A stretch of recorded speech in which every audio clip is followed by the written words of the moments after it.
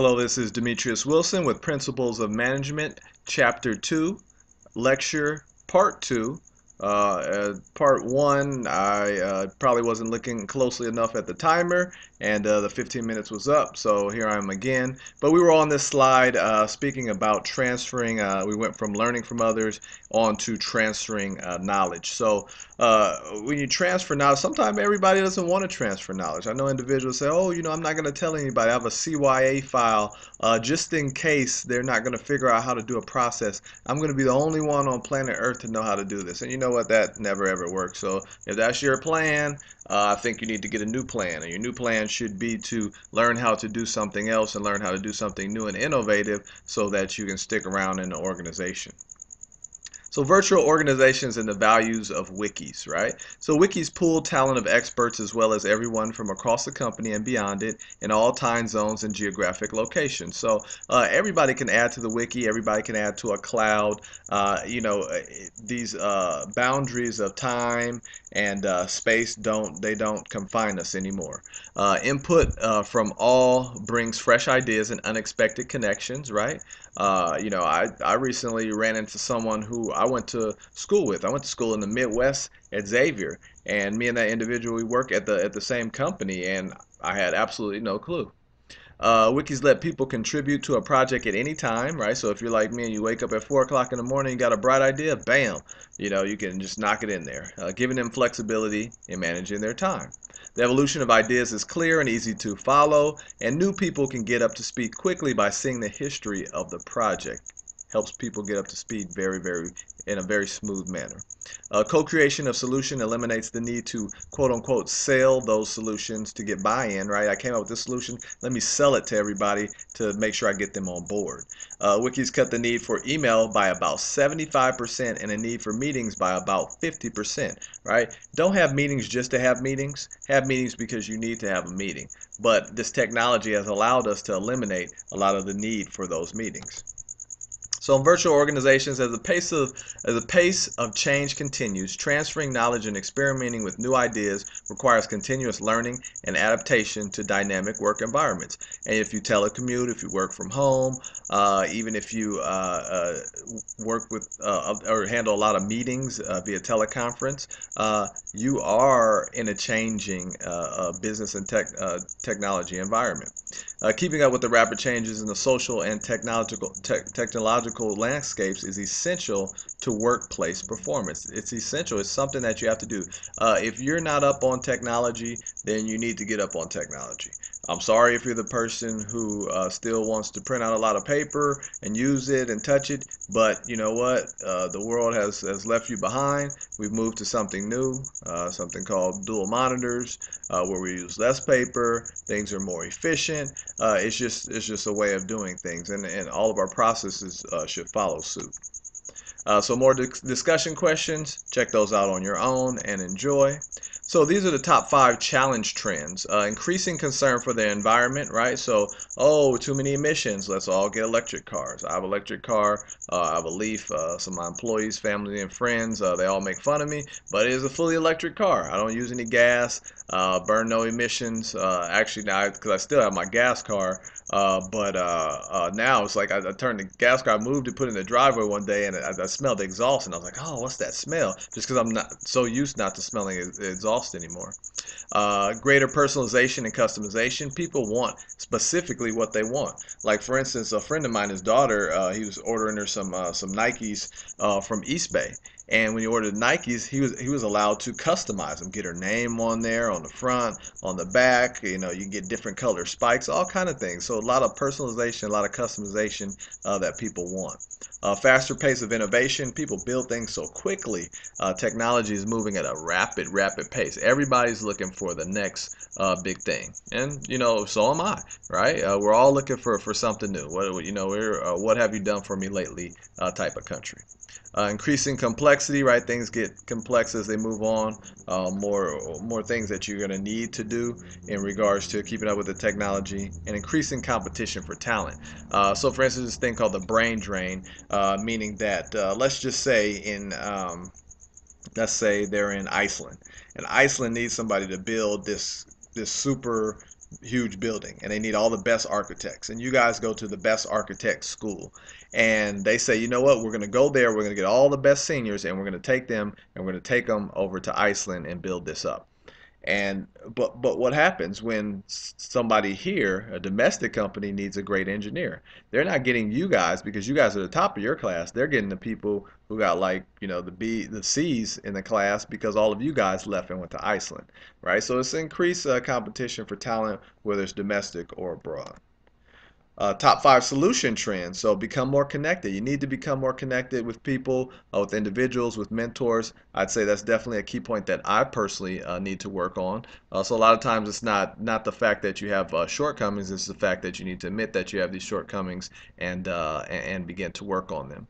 Become more global, right? Become more global in your strategy and become more global in your approach, right? You have to think about your global brand as opposed to just your local brand, your California brand, or your United States brand. You have to think globally.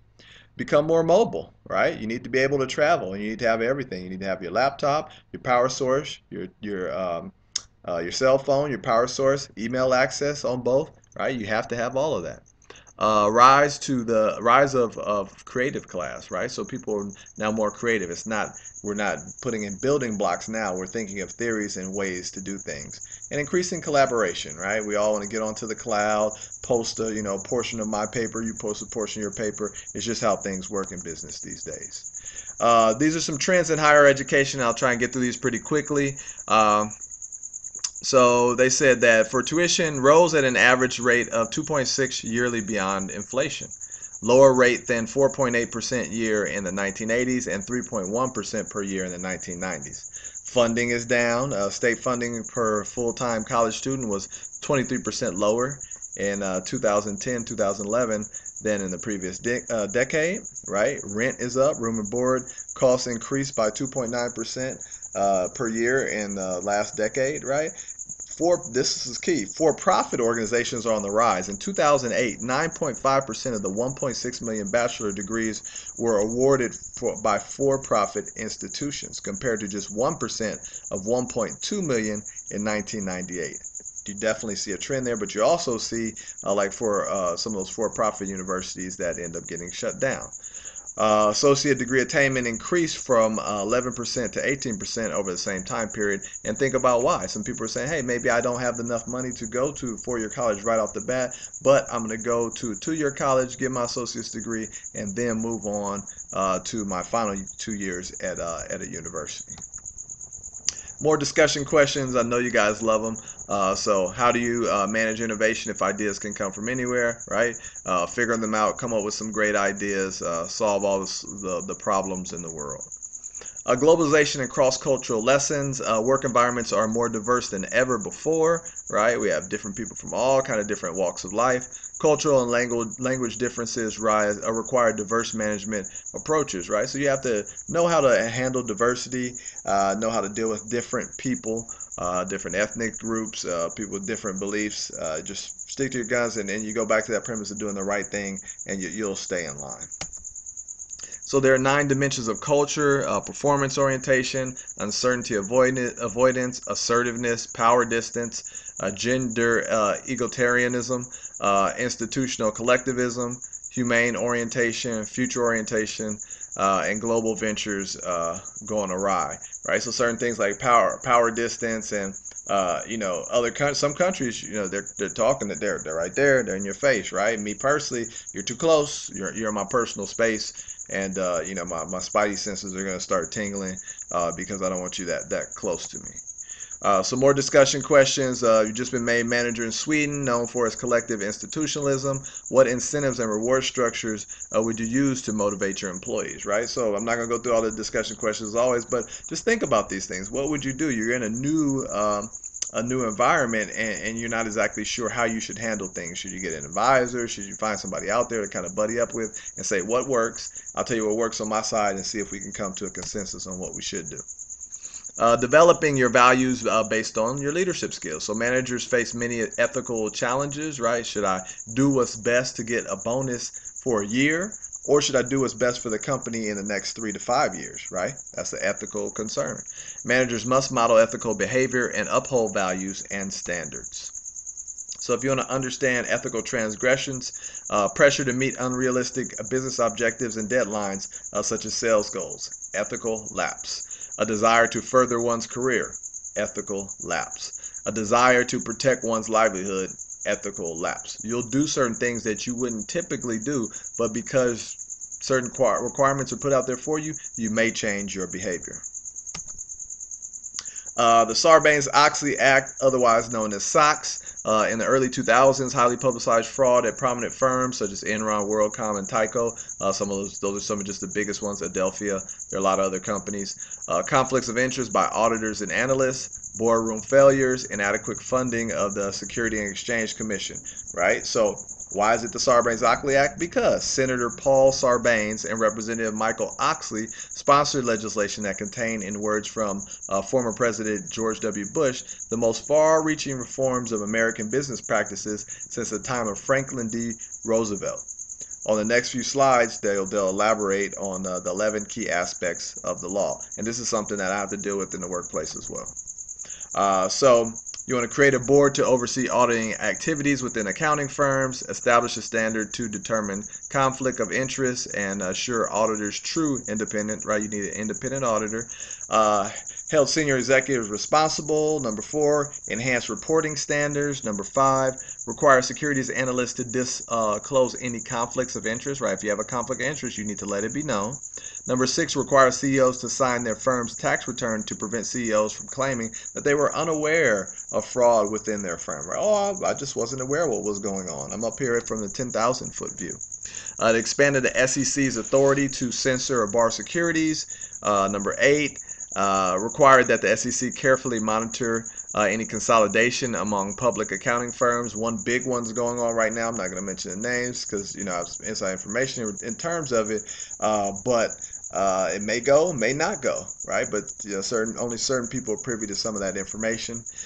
Created criminal penalties for altering or destroying financial records, like they did at Arthur and Anderson for Enron. Somebody called and said, "Hey, it's that time. Pick up the bat phone, and we need to go ahead and shred all these documents." Increased penalties associated with white-collar crime and conspiracy, and enabled the SEC to temporarily freeze unnaturally large transactions.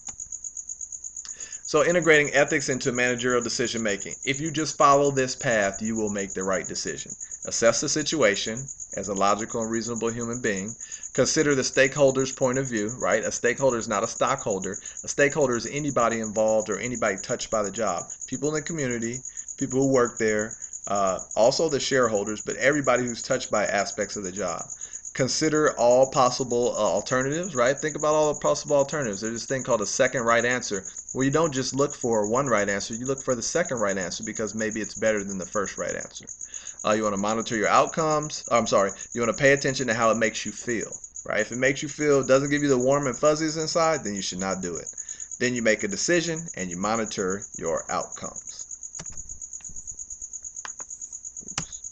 And more discussion questions at the end of the chapter. As always, what are the consequences of unethical behavior? Well, you may go to jail, right? You may lose everything, all kind of different things. So the best bet is just to behave and act normally and ethically within your workplace. So that's the end of lecture for Principles of Management, Chapter 2, lecture Part 2.